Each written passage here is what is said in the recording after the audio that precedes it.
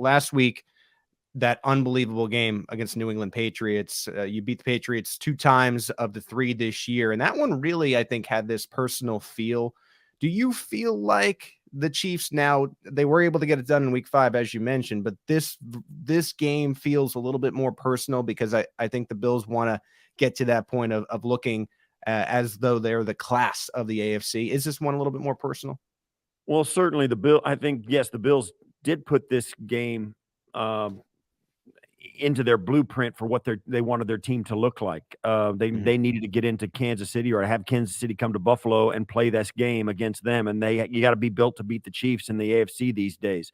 I think it is personal for the Chiefs. The loss last year, it's hard to put up a season, a 13-3 season the way they did, win 2 playoff games, go 15-3 on the season, and then lose on that last game and not get to the ultimate game.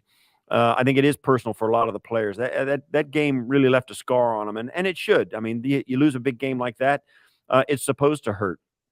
And I don't think there's any question that the Bills front office and their drafting strategy and what they want their team to look like is in at least some measure focused on, one, to win the AFC East, which they swept a year ago, and 2, to beat the team that's probably going to be in their way, and that would be the Kansas City Chiefs. You figured there'd be some other teams in there that are going to be very good, but you knew the Chiefs would probably be there.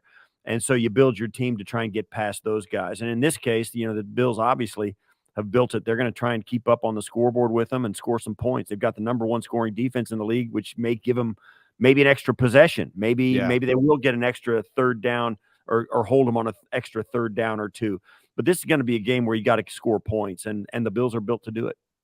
Yeah, so you had that week 5 game, and I was very impressed. I mean, I was at this game, and the Bills just look fantastic. They bullied the Chiefs. They made a statement. And what I was really impressed about was it seemed like after the game, they were quick to say this doesn't even matter, right? But then after that, there was a little bit of a lull. There were some up and downs, and then the really good play at the end of the season into the playoff game last week. And I'm wondering, in your opinion, at what point in the season did the Bills flip the switch to this version that we're seeing now that just looked incredible against New England?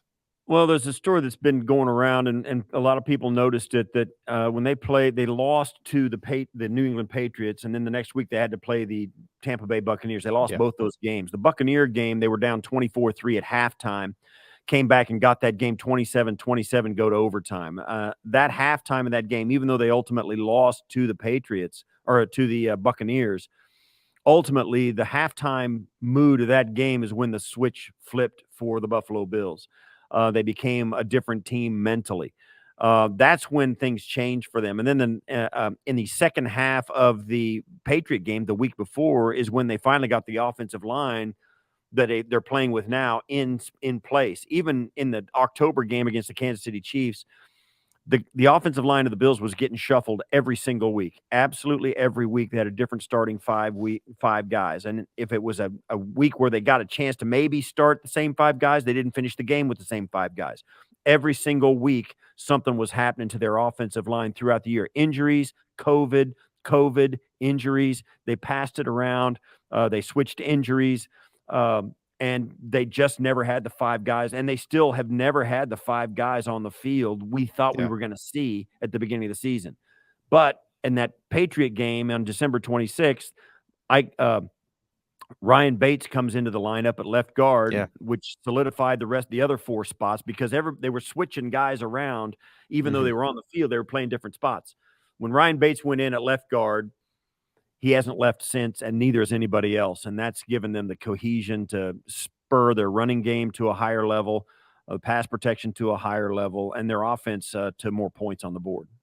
Yeah, I noticed that about the offensive line in the middle of the season, because it didn't really feel like a running back was emerging in Buffalo. I'm a fantasy football player. A lot of people are. And I think you're starting to see that run game, both with the quarterback and the back Singletary now as the season goes along. I want to keep it with the offensive line for a second, because you guys have a familiar face. What has Mitch Morse meant to the Buffalo franchise? Well, he's a sharp guy. He's really smart, really articulate, a good communicator. Make sure everybody's got a hat on a hat, and in most cases, getting the right hat on the right hat. Mitch has been really good. Plus, he's athletic enough to get out in front of the wide runs. Buffalo's got that offense where in short yardage and goal line situations, the best short yardage and goal line back in the league is the quarterback. They give him the chance to run it in the goal line in the short yardage, but also now with Singletary and, of course, with Allen's ability to throw it, they're pretty hard to keep out of the end zone. That has really come together, and I think a lot of that is Mitch Morse and his ability to communicate with the offensive line. They sometimes will get beat physically, but mentally they've always got a guy where they're supposed to have him, and that's made a big difference. Mitch Morse has been a really good center for the Bills over the past 4 years.